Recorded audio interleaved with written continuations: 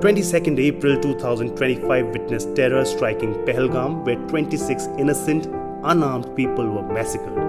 Pakistan begged terrorists, asked people their religion, and killed them in a clear attempt to incite communal violence and divide India from within.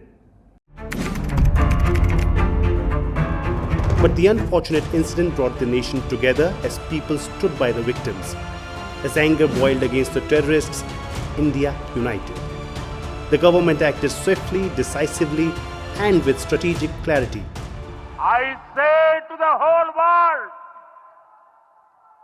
India will identify, track, and punish every terrorist and their backers. We will pursue them to the ends of the earth. India's spirit will never be broken by terrorism. Terrorism will not go unpunished. Every effort will be made to ensure that justice is done.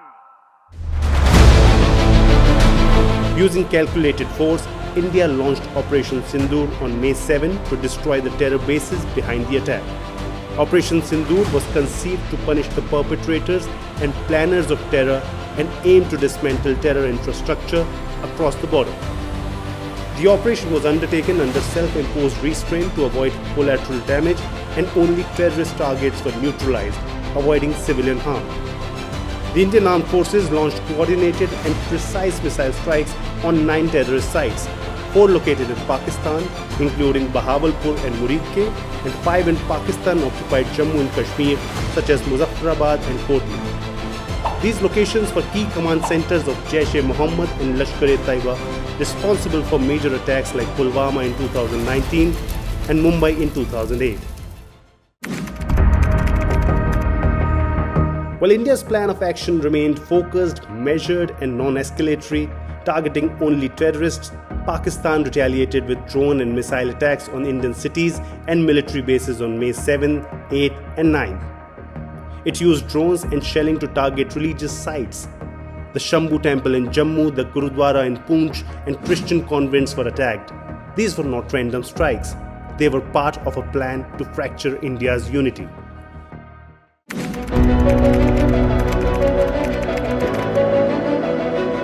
India's air defense systems were on point from the start, intercepting all incoming threats, resulting in minimal loss of life or property.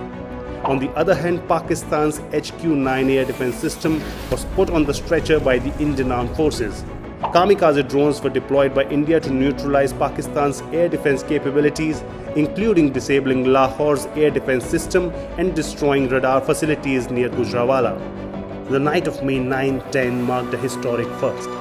India became the first nation to successfully strike the air bases of a nuclear-armed country.